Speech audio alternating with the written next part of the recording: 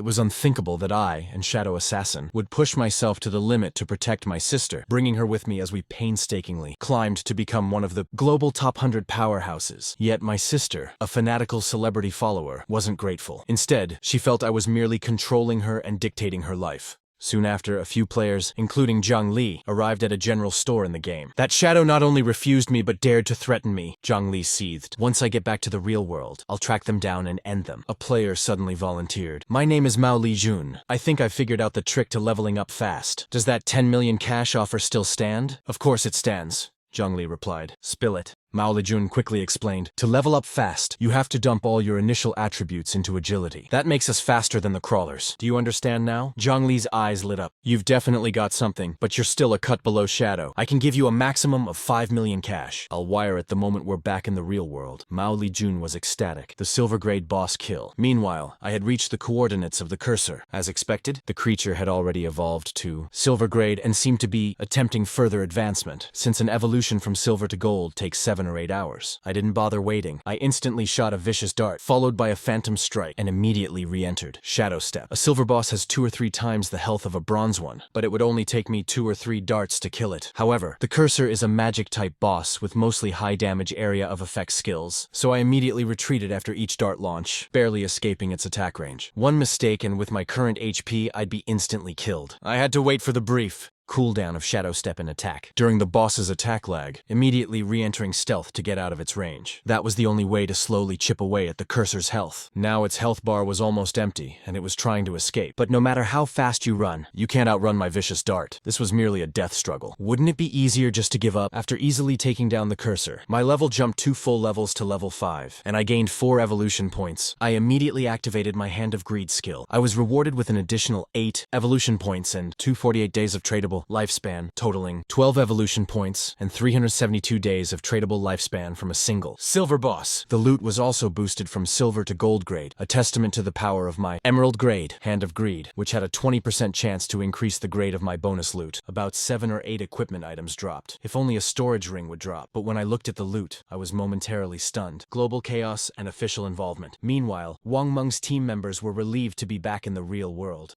Whew, I'm finally alive. They were grateful to Wang Meng, but he knew they would have all perished without the mysterious person's intervention. At that moment, the town leaderboard updated again. How is this possible? That Shadow is already level 5. They jumped straight from level 3. What kind of boss did they kill? I saw them selling gear just 10 minutes ago. Wang Meng quieted them. Don't worry about that now. Let's return to the real world and tell our friends and family about the divine artifact game. The world might be headed for turmoil. We need to at least prepare our loved ones. As soon as Wang Meng woke up, he immediately reported my status to his superiors. His codename is Shadow. He was level 3 when he saved us, but 10 minutes after we hit level 3, he had jumped to level 5. A colleague mused, doesn't that make him global rank 1? The superior's face was stern. The information Wang Meng provided matches the reports from above. New investigations show that some older people are dying shortly after falling asleep. Cross-referencing the data on returned players confirms that these people died repeatedly in the game. This means that if your lifespan hits 0 in the Divine Artifact game, you will truly die in the real world. This is an extra-normal event beyond our comprehension. We are likely experiencing an unknown superhuman invasion. The command has been issued from the top. Organize vanguard teams at the local level to explore the game and share intelligence. We must move quickly. This is a world-changing event. Every country is scrambling to explore the game. If we fall behind, we will lose the initiative on the international stage. We must acquire intelligence at any cost. And you, I'm appointing you as the captain of Team 1, and Wang Meng as the vice captain. Choose your team members yourselves. Based on Wang Meng's description, this Shadow doesn't seem hostile. I want you to find Shadow's real-world identity as soon as possible, ideally establishing cooperation with them on behalf of the government, and acquiring as much information as they possess. Qin Zhaoyu's fanatical plans. Meanwhile, Qin Xiaoyu was still fantasizing about me returning to apologize. Every time he got mad before, he'd find a way to sweet-talk me. This time, he didn't apologize. He hit me. All I did was skip class to go to Song Fei Gei's concert. That despicable Qin Feng. I will never forgive you, she fumed. At least I went to Song Fei Gei's concert yesterday. If this divine artifact game news had broken first, it might have been hard to see him again later. Oh, Song Fei Gei, what will I do if I can't see you? Then she realized, wait, if you enter the divine artifact game when you fall asleep, then Song Fei Gei will definitely definitely be in there too. I can see him again in the game. Song Fei Jie, I miss you so much. I'm going to sleep right now and enter the game. Right. I need someone to carry me in the game. She immediately video called her level 3 classmate, Jiang Wei. After a mix of flattery and coercion, Jiang Wei finally agreed to her request. Perfect. I knew these desperate admirers could be useful sometimes. I found a carry without any effort, and now I'll get to see my Song Fei Jie in the game. New skills and the Golden Ghost ship.